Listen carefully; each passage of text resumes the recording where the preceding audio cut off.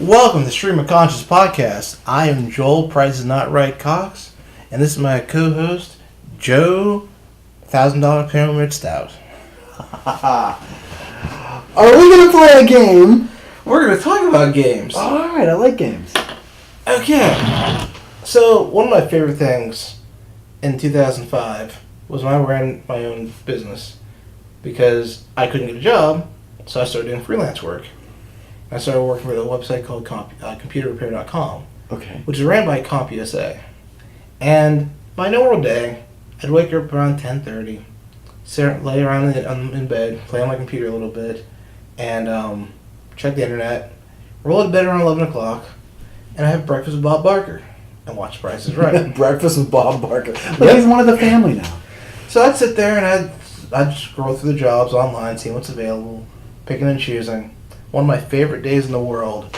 I got a job with Verizon for $200, and all I had to do was go from my house downtown, go into their building, and throw a CD in, run a command, and when that screen popped up that said call tech support, call tech support. And everything that guy told me to do on the keyboard, I did. I was basically his hands at the station. It was a 1-hour job and I got paid $200. Nice. Went home, played video games the rest of the day. So, my question to you, Joe. If you could be a game show host, what kind of game show would you host? Ooh, if I was a game show host.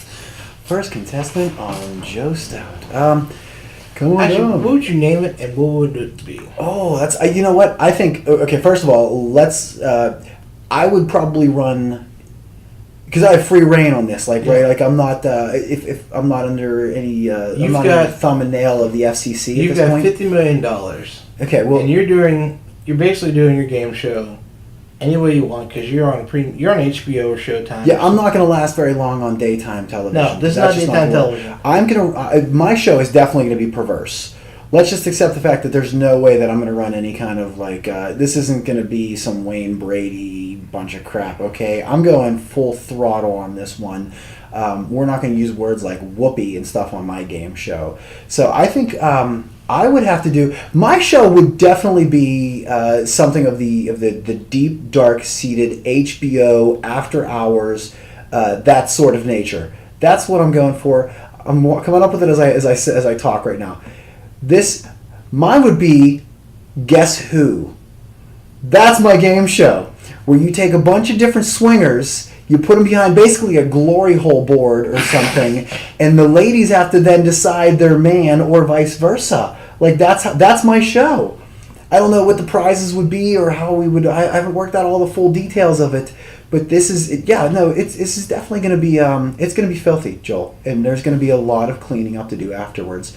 I'm going to have to pay somebody a lot of money to run a mop across the floor, but that would be my game show in general, would be Guess... I've already named it, too. It's called Guess Who.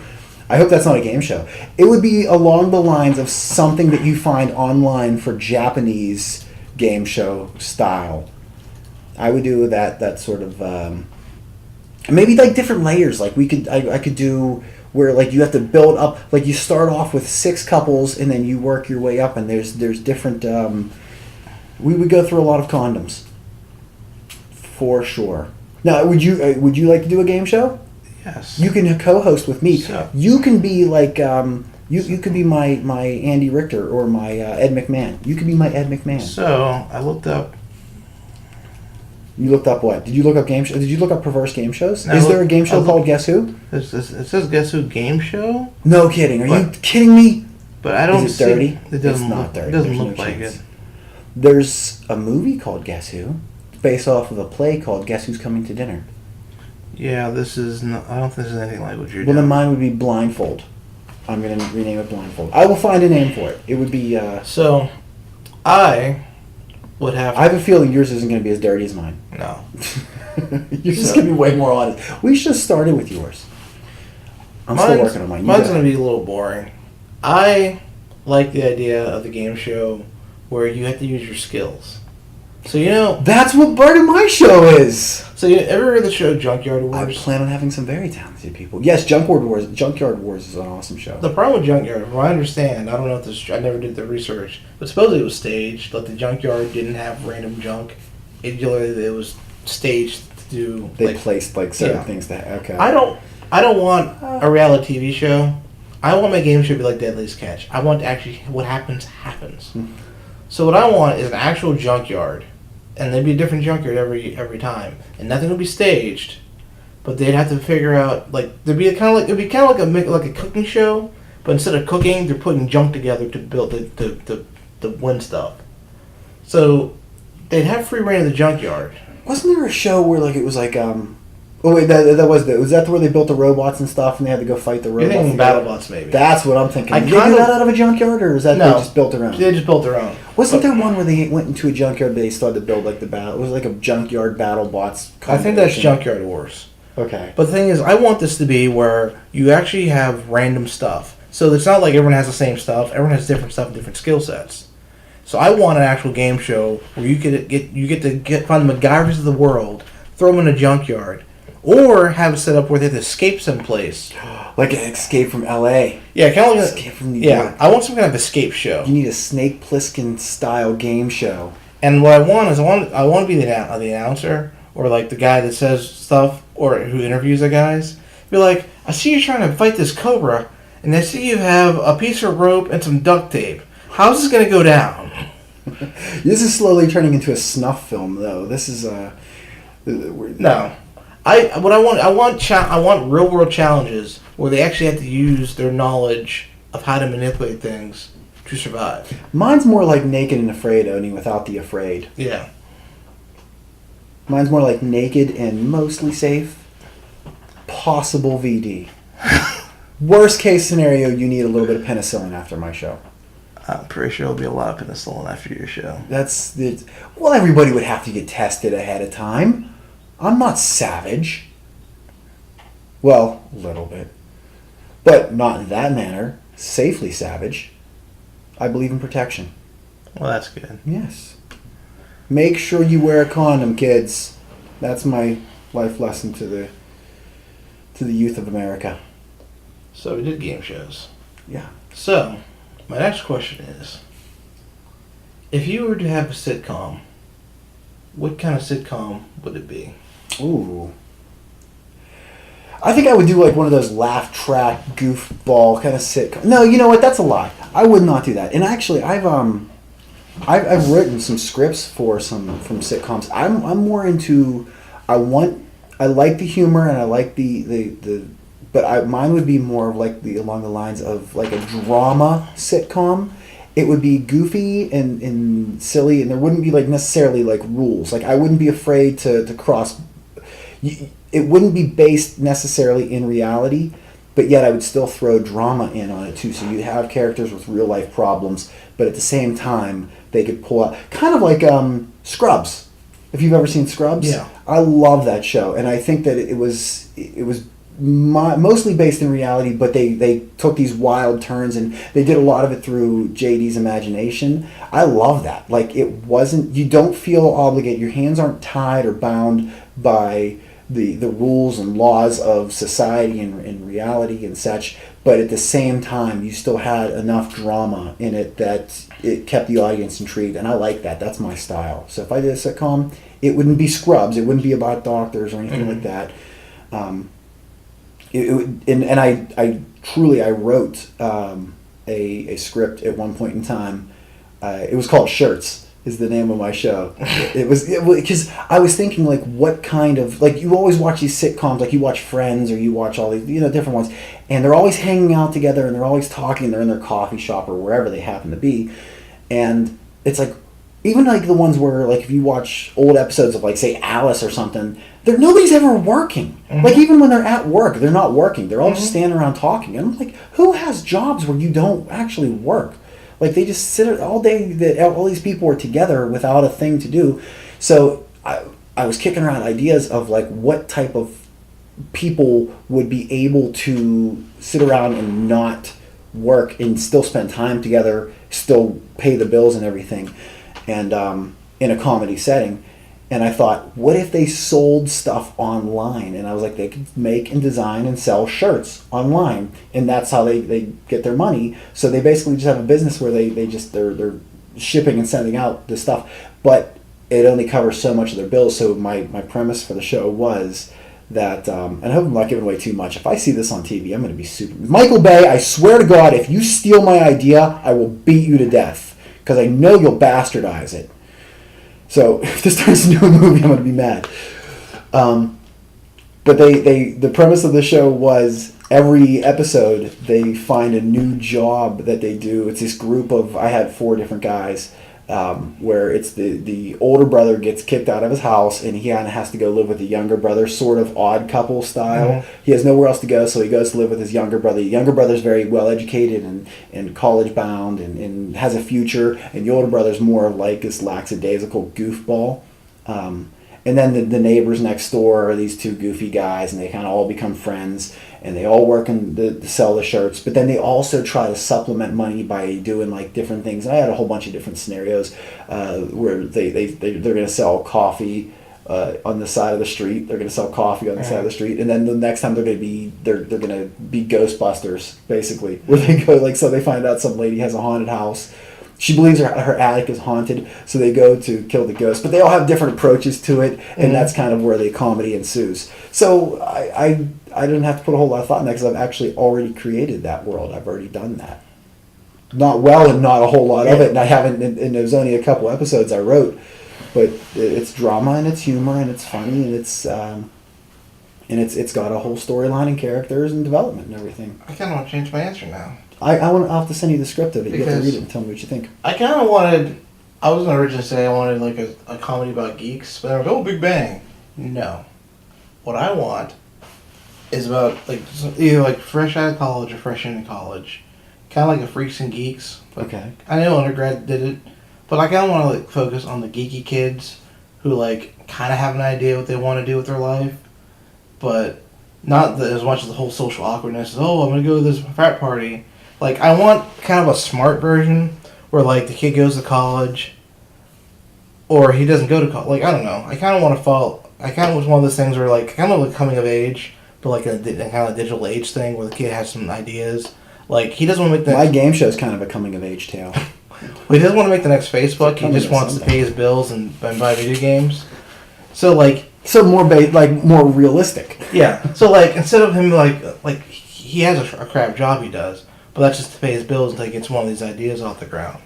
And maybe like every episode or season, he has an idea, and him and his buddies are in college try to get it off the ground so that they can make some money because they're sick of because they realize if you work for yourself, you can't get fired. And then have the one guy, because I have a friend who always talks about he wants to make an idea and sell out. So the one guy in the group will always want to sell out. He's like, we get to the point where someone will buy it, and we just get millions of dollars, and we start over.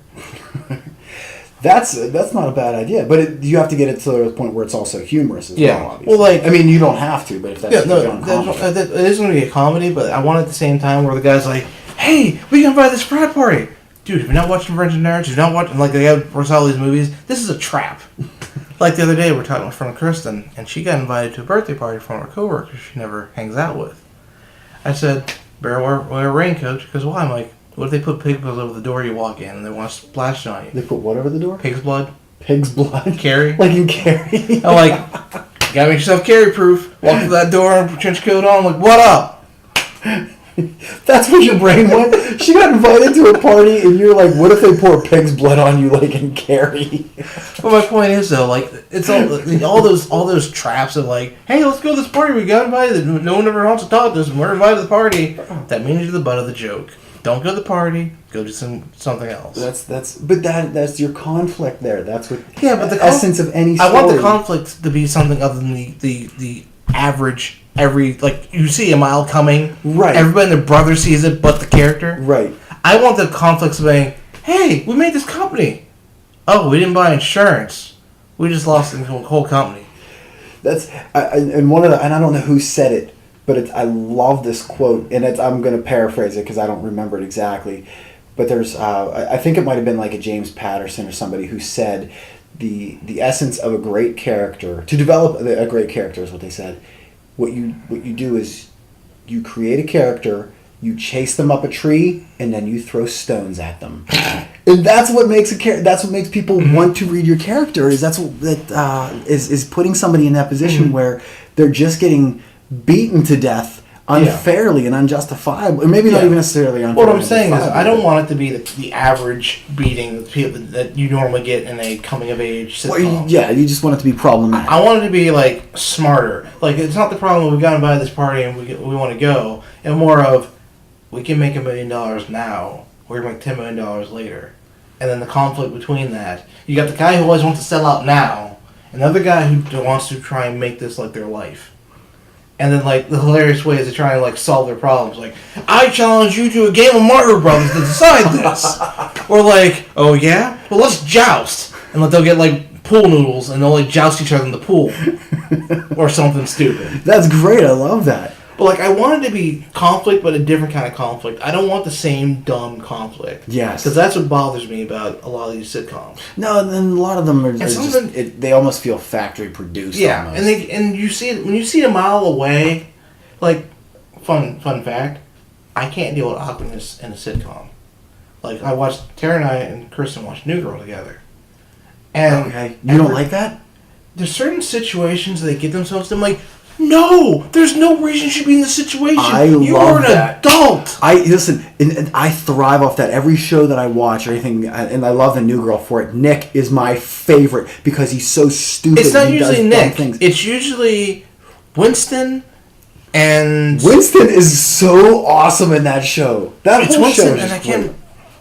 Winston and Jess are the ones that make me cringe the most. Yeah. Like, you know how you get a scary movie and you hide behind somebody? Uh-huh. Taryn, I'll be watching a movie or something. I'll start hiding. She's like, why are you hiding? I'm like, it's awkward. I don't like this.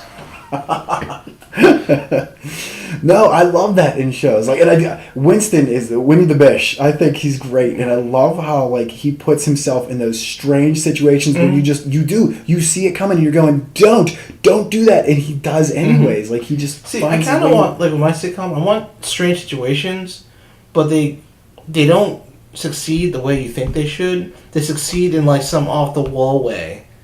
Like, there's this one cartoon I was watching. It's about these giant robots that fight each other, and this guy wanted to fight this one girl because she was like a sniper, and like he had these weapons on his robot he shouldn't have had. He shot like the mountain, and like he's like, oh, you missed. And, like half an hour later into the battle, the girl's like lining up her kill shot, and then you find out that all those missiles actually like destroy the integrity of the wall, and she falls down in front of the dude, and he caps her. Like, I want weird stuff like that. Like, they make a decision earlier on that affects it later. Yeah, and you find out there's a few shows that I think are really good with that. And it's no longer on TV, and it really kind of got crappy during the end. Was How I Met Your Mother. Yeah, How I Met Your Mother was one of those shows that there's so smart early on in episodes, and I don't know if they planned it out or if they just like the Slapsgiving. Yes. That went on from like the first season till the very last episode, almost. Or I didn't watch the last couple seasons because I just got bored with it. The last season really kind of it was still worth watching, but it wasn't as good as the rest of it. It was kind of like you got a lot of your closure throughout the whole course of the last episode, and it kind of gave a little too much away, and it took away from the humor. It got a little more serious and a little more dramatic than the rest of it was. But it was a really good show, and it was one that they did early on, and it's a great. So you pick it back up because you'll enjoy it. But I think that was one of those shows that really incorporated a lot of. I can't think of anything. I know there's other ones out there, but that's the one that comes to mind when you think of ongoing scenario. And you know what else I always thought was really good with that was Jason Bateman and Will Arnett, the older one. What's the name of that show? Arrested Development. Yeah. Arrested Development was another one where stuff that happened earlier on kind of came up later on in the show, and they were really good with.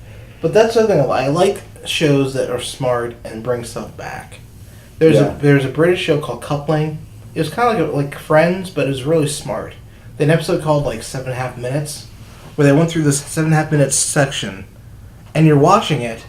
And the first time you see this thing, I'm like, that makes no sense. Why is he doing that? And then they go back from another point of view, that same 7.5 minutes. And then you see something else that you realize, oh, that's why he did that. and by the third time, you see everything and like it makes sense. Yeah. That's the kind of smart thing I want to see. That's and back to How I Met Your Mother. That's another one that they had, not all their episodes, but a lot of episodes, or at least a few episodes, where you would kind of see everything. Like you'd watch what would go down from Lily's perspective, and then you'd see it from Barney's perspective, and then you would see it from Robin's perspective. And every time you saw it, something new, something different came up. So somebody would go running out of the kitchen, and it wouldn't make any sense until you, like, 2 or 3 perspectives later, where you would see that, like, that's why it went the way that it did. So yeah, I get like that's one of those things that I like that. I think that's smart, and I think it's witty, and I think it's cool, and I think it's one of those things that it's fun to watch. Because I like it when you can watch a show over and over again because you pick up little things. Yeah. Like I mentioned the Venture Brothers a couple episodes ago. Well, when you first watch the first season, everything is so random. You have no clue why this stuff is happening. And you start watching season 2, and you realize there's callbacks to season 1. So then when you watch season 1 like again... that, but then it's tough for me to follow something, because I don't go back and watch, like, if I watch season 1, I'm not going to go back and watch it again. But the thing is, though, it's one of those shows where you can enjoy it without going back, but if you watch the first season again, everything that you thought was random, it all makes sense why it was there. Kind of like in Lost. Did you ever watch Lost? Yeah. But Lost was like that a lot, too, where there was a lot of things that, if you watch Lost a second time, you pick up a lot of things that you didn't realize. There's names that are mentioned... in a lot of scenarios, that you're like, oh, that's this person. You don't even know them yet, but yet they're mentioned early on, and they were really good with that. And I think that was a great show. And that's another one. Last season sucked. Yeah. And the I final brought up episode the was first 5 seasons of Lost to get to the last season of watching Tara and Kristen when we first started dating. Mm-hmm. 5 seasons Lost in 1 month. But you know it's a great show, though. It's a fun one to binge watch. That first episode of season 6, people asked what season something happened. I was like, episode 5, season this, da da da da. Yeah. See, I'm not good with keeping track of what did happen through. Even if I binge watch something, yeah. Oh, I'm very good at that. I love. I can watch something love. once. In the beginning of every episode, when they say last time on whatever. And right now, I was binge watching it, but now I'm kind of slowly working my way through Shameless. Mm-hmm. And in the beginning of every episode, they kind of give you here's what you missed last time on Shameless, and then they go through, and it catches. I like when they do that, because then I don't need all of it. I just need my memory jogged. Oh, that's right. This person did this. This person, he punched him, and she got pregnant, and this guy's dead, or whatever. Like stuff like that. And you can watch that and go, oh yeah, that's right. And it's enough to kickstart them. And I need that. I'm that person who I forget what happened sometimes in the last episode. And then something will happen. I'll go, wait a minute, why is this going on? Or they'll mention a name, and I'll go, who is that person? If it's not one of the main characters, I lose track of it a lot of times. Yeah. So I like whenever they keep you posted on that. But I'm not a big... I like cliffhangers, too. I don't like shows... Just not in movies. No, if you watch a movie, if I'm paying $12 to go sit down in a theater and watch a movie, there should be a beginning, there should be a middle, and there should be an end. Because, I hate that whole Lord of the Rings crap where they got partway through and they're just like, oh, okay, well, wait a year and maybe you can watch a little bit more. Not even all of it, just a little bit more. Like, no, that's a bunch of crap. But I do like in a TV show, cliffhangers are essential. You have to have a cliffhanger in TV shows to get you to watch again. Did I ever tell you my idea for the ultimate dick move in a TV show that will never be done? So, are you going to Andy Kaufman it? No, you make a show. You have season 1. And you got this conflict that's so, like, cliffhanger, you don't know how it's going to end. Season 2 starts, they don't mention it whatsoever. They start another storyline. And you get so involved in the storyline, you forget about the first cliffhanger. Then season 3, they go back to season 1, but now you're worried about season 2. Like, they keep, tugging you back and forth. I think a lot of shows do that. Like, that's actually one of those things. But I've never seen a show that I was like that blatantly did that. Well, and if you look at, like, say, Game of Thrones, or it's not necessarily every season, but, like, if you watch shows like Game of Thrones, or there's a few other ones too, but that's kind of one of the ones off the top of my head that they'll leave you on a cliffhanger at the end of an episode, And then the next time, like, you're not watching that character. You're in a whole separate character, and you're like, oh, that's right, I forgot about this guy. Mm-hmm. What's going on with him? Is he alive? Is he dead? I thought he was killed. I thought he was this. He was picked, whatever. And you watch that, and then you get so caught up in that, and then you watch, and then there's like another story, and there's 2 or 3 or 4 or 5 of them even before you get back to, and then once you get through all those, then 6 episodes later, they go, this is where we left you hanging with this so and such, the first episode. They're good for that one, but it's not every season. But they still keep you hanging on in that same way. So, and I love that. That to me, I had an English teacher who complained about that, and he said how horrible that was. And I'm like, that's marketing. That's writing and entertainment and marketing all wrapped up in one. I don't feel cheated. I feel edged to get more. You're leaving me with that desire. Like Seinfeld said, always leave them wanting more. That's what you're doing. You're leaving me wanting more, and I don't begrudge you that. I love that. It makes me want to continue watching that show. And those are the shows that I watch, and I go, oh, I can't wait to watch again. Breaking Bad was really good for that, too. Breaking Bad was always leaving... Although, Breaking Bad, I can't say. They didn't do it quite in that way. You kind of, like, wherever you got left off, they were usually pretty good to pick you back up and kind of go, okay, this is what... And then they give you a new thing to kind of worry about. But cliffhangers, I think, are awesome in shows. I think that's a great way to do a show. And without having cliffhangers, it's easy to walk away from a show when you feel satisfied at the end of an episode. So you kind of almost have to have that desire to tune back in next week. Pretty much like we're doing now with Stream of Conscious Podcast. Yeah, no, except for totally different than what we do now, because nobody's like, oh no, what are they going to... I need to know the end of Joe's fart joke. Doesn't happen. It should. It should, but I'm yeah, a people pleaser. we're going to wrap this episode up. Are we done already? Yeah, we are. 5 more minutes, Mom. No. All right. We got dinner to get to. Oh, dinner time. Yep. All right. Bye, everybody. See ya. Oh, yeah, subscribe and all that other stuff. You know the drill.